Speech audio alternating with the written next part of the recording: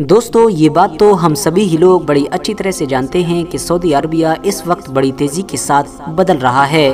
صرف پچھلے کچھ سالوں کے اندر ہی سعودی عربیہ میں جس طرح کے کچھ بڑے بڑے بدلاؤ ہوئے ہیں، ان کے بارے میں آج سے لگ بھگ 20-30 سال پہلے تک کوئی عام انسان سوچ بھی نہیں سکتا تھا۔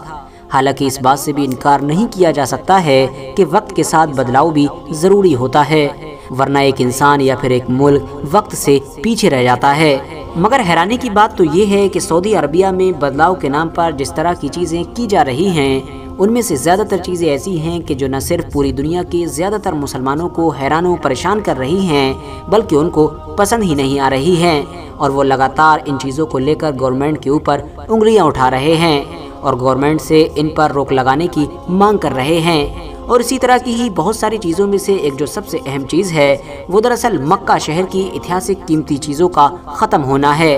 حجاز مقدس کہ جہاں پر آخری پیغمبر یعنی حضرت محمد صلی اللہ تعالی علیہ وسلم اور ان کے صحابہ کی قبریں، ان کے گھر، ان کی بہت ساری قیمتی نشانیاں موجود ہیں، ان سبھی کو اسمارٹ اور ترقی یافتہ شہروں کے ڈیولپمنٹ کے نام پر نہ صرف ختم کر دیا گیا ہے، بلکہ جن چیزوں یا پھر یہ کہیے کہ جن جگہوں کے ساتھ ان کو بدلا گیا ہے، اس میں خود ان پاک جگہوں کی ہی توہین ہے، یعنی ان کی گستاخی کی گئی ہے۔ رپورٹس کی مانیں تو مذہب اسلام کا سب سے مقدس شہر یعنی مکہ اپنی لگ بھگ 95% اتہاسک وراثت کو کھو چکا ہے، یعنی جو اس کی قیمتی اتہاسک چیزیں تھیں ان میں سے 95% ختم ہو چکی ہیں، اور یہ سب کچھ ہوا ہے اونچے ٹاور اور آسمان کو چھوتی ہوئی اونچی بلڈنگز کی وجہ سے۔ نئے ڈیولپمنٹ کے نام پر اسلامک اتہاس کی ان بڑی بڑی نشانیوں کو بڑی تیزی کے ساتھ ختم کر دیا جا رہا ہے، جس میں پرانی مسجدیں اور بہت سارے صحابہ اکرام کی قبروں کے نشان اور اس کے علاوہ ان کے گھروں کے نشان تک موجود ہیں۔ اور ظاہر ہے یہ سب کچھ اس لیے کیا جا رہا ہے کیونکہ جو نئی نئی اونچی اونچی بلڈنگز بن کر کھڑی ہوں گی وہ سعودی عربیہ کو لاکھوں ڈالر کما کر دیں گی۔ حالانکہ ہم سبھی جانتے ہیں کہ دوسری سائیڈ میں جو اسلامک اتہاسک نشانیاں ہیں وہ بھلا سعودی عربیہ کو کچھ بھی کما کر نہیں دینے والی ہیں، اور ظاہر ہے سعودی عربیہ یہ سب کچھ اپنے ویژن 2030 کے لیے کر رہا ہے، اور اس کا اثر ہم پہلے ہی جدہ اور ریاض جیسے شہروں میں دیکھ چکے ہیں، جہاں پر اب نہ صرف بہت سارے بڑے بڑے میوزیکل شو ہوتے ہیں بلکہ ساتھ ہی ساتھ نائٹ کلب، بیچ اور اس طرح کی بہت ساری چیزیں بھی اوپن ہو چکی ہیں۔ ظاہر ہے محمد بن سلمان تو خود اپنے انٹرویوز میں یہ بات کہتے ہی رہتے ہیں کہ وہ بہت جلد ہی سعودی عربیہ کو دوسرا یوروپ بنا دیں گے، یعنی دنیا کے وہ سارے لوگ کہ جو چھٹیاں پڑنے پر یوروپ گھومنے کا پلان بناتے ہیں وہ دراصل آنے والے دنوں میں یوروپ کی جگہ سعودی عربیہ کا پلان بنائیں گے، کیونکہ جن ساری چیزوں کی خواہش اور امید وہ یوروپ سے رکھتے ہیں وہ ساری چیزیں تو ان کو سعودی عربیہ میں ہی پرووائڈ کرائی جائیں گی، اور ظاہر ہے اس مشن پر بڑی تیزی کے ساتھ کام ہو ہی رہا ہے۔ سعودی گورنمنٹ مکہ کی اتہاسک چیزوں کو دھیرے دھیرے ختم کر رہی ہے، یہ تو اپنے آپ میں ایک اہم بات ہے ہی، مگر اس سے بھی زیادہ حیرانی کی بات یہ ہے کہ کوئی بھی انسان ان ساری چیزوں پر بات ہی نہیں کرتا ہے۔ حضور اکرم صلی اللہ تعالی علیہ وسلم کا وہ گھر کہ جس میں 570 عیسوی میں وہ پیدا ہوئے تھے، اس گھر کو نہ صرف ختم کیا گیا بلکہ اس کو جانوروں کی منڈی میں بدل دیا گیا تھا، مگر بعد میں جب مکہ کے لوگوں نے اس کے خلاف آواز اٹھائی اور اس معاملے کو لے کر گورنمنٹ کو کرٹیسائز کرنا شروع کیا تو گورنمنٹ نے لوکل لوگوں کے دباؤ میں آ کر جانوروں کی منڈی سے پھر اس کو ایک لائبریری میں بدل دیا۔ مگر اب سوال یہی ہے کہ آخر اتنے بڑے شہر میں منڈی کے لیے یا پھر لائبریری کے لیے اس خاص جگہ کے علاوہ ان کو کوئی دوسری جگہ نہ مل سکی؟ اتنا ہی نہیں دوستو، آخری پیغمبر یعنی حضرت محمد صلی اللہ تعالی علیہ وسلم کا وہ مقدس گھر کہ جس میں وہ مکہ سے مدینہ کی طرف ہجرت کرنے کے بعد ٹھہرے تھے، اس کو بھی پوری طرح سے گرا دیا گیا ہے۔ یہ نبی اکرم صلی اللہ تعالی علیہ وسلم کے سب سے قریبی دوست اور اسلام کے پہلے خلیفہ یعنی حضرت ابو بکر صدیق رضی اللہ تعالیٰ عنہ کا گھر ہے، جس کو اب گرا کر ہلٹن ہوٹل کی ایک عظیم الشان بلڈنگ میں بدل دیا گیا ہے، جس کو آپ لوگ آسانی کے ساتھ اسکرین پر بھی دیکھ سکتے ہیں۔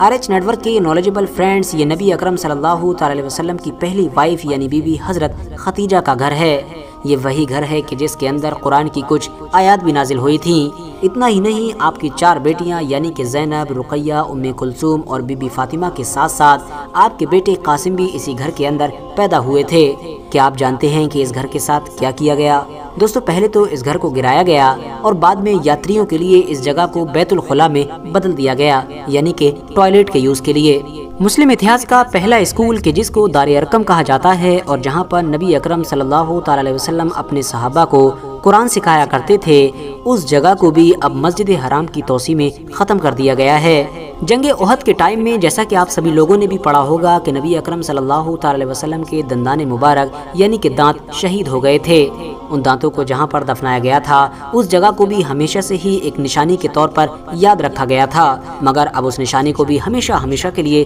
खत्म कर दिया गया है। जमजम के कुएं के ऊपर मौजूद मेहराब हो या फिर बैतुल हुज़न, वही बैतुल हुज़न के जो मदीना शहर के बकी कब्रिस्तान में मौजूद एक टूटी हुई इमारत है कि जहां पर हजरत बीबी फातिमा नबी अकरम सल्लल्लाहु अलैहि वसल्लम की वफात के बाद अक्सर अपना वक्त गुजारा करती थीं। यहाँ पर इबादत किया करती थीं और नबी अलैहिस्सलाम को याद किया करती थीं। यहाँ पर एक कमरा हुआ करता था कि जिसके ऊपर गुंबद हुआ करता था। इस गुंबद को भी बाद में ख़त्म कर दिया गया क्योंकि शिया मुसलमान इसको हद से ज़्यादा मुक़द्दस समझकर इसकी ज़ियारत करने के लिए आया करते थे। पूरी दुनिया के इंसानों की माँ यानी कि बीबी हव्वा की कब्र के जो जिद्दा में हुआ करती थी उसको भी कंक्रीट की दीवारों के ज़रिए से पूरी तरह से कवर कर दिया गया है। पैगम्बर हज़रत मोहम्मद सल्लल्लाहु अलैहि वसल्लम के वालिद यानी कि उनके फादर हज़रत अब्दुल्ला की कब्र के निशानों को भी ख़त्म कर दिया गया है। इसके अलावा नबी अलैहिस्सलाम के चचा यानी कि हज़रत हमज़ा के नाम की जो मस्जिद हुआ करती थी और जो उनका घर हुआ करता था उसको भी सऊदी गवर्नमेंट की तरफ से हटा दिया गया है। सिर्फ इनकी कब्र के ही चारों तरफ मामूली सी कुछ निशानियाँ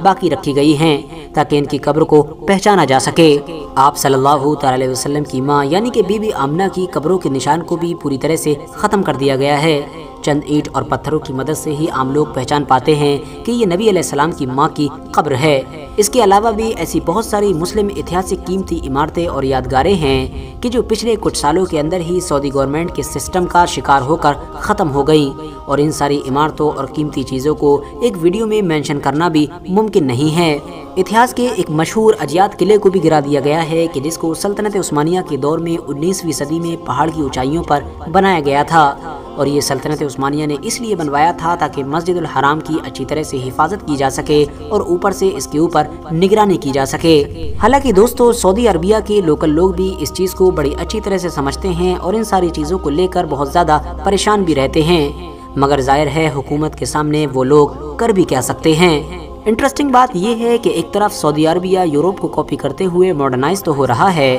और उसकी देखा दुखी ऊंची ऊंची बिल्डिंगें तो बना रहा है, मगर वो यूरोप से ये नहीं सीख रहा है कि आखिर अपनी ऐतिहासिक विरासत की हिफाजत कैसे की जा सकती है और हमको अपनी ऐतिहासिक चीज़ों के साथ क्या सलूक करना चाहिए।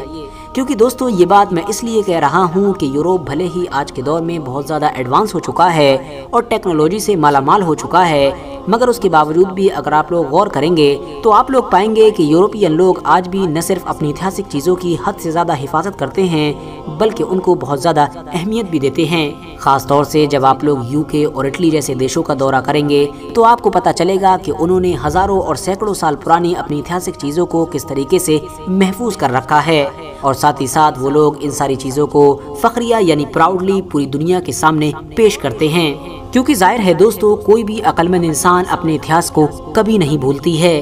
क्योंकि अगर तुम चाहते हो कि इतिहास तुम्हें याद रखे तो तुम अपना इतिहास हमेशा याद रखो। सल्तनत उस्मानिया के तुर्क हुक्मरानों ने भी मक्का और मदीना जैसे पाक शहरों पर एक लंबे वक्त तक राज किया था। उन लोगों के दौर में भी मक्का और मदीना शहरों में बड़ी बड़ी तामीरात हुई, बहुत सारी नई नई चीज़ों को डेवलप किया गया, मगर उसके बावजूद भी उन्होंने कभी भी ऐतिहासिक चीज़ों के साथ कोई छेड़खानी नहीं की, बल्कि उनके दौर में तो मक्का और मदीना का जिस तरह से एहतराम किया जाता था उसकी मिसालें दूर दूर तक नहीं मिलती। फिलहाल दोस्तों आज की अपनी वीडियो को हम यहीं पर ख़त्म करते हैं। वीडियो पसंद आने पर न सिर्फ वीडियो को लाइक करें बल्कि अपने फ्रेंड्स के साथ भी ज़रूर शेयर करें, और इसी तरह की नॉलेजेबल और हिस्टोरिकल वीडियोस हमेशा देखने के लिए हमारे इस चैनल को सब्सक्राइब करके साथ ही में बेल आइकन को भी प्रेस कर दें।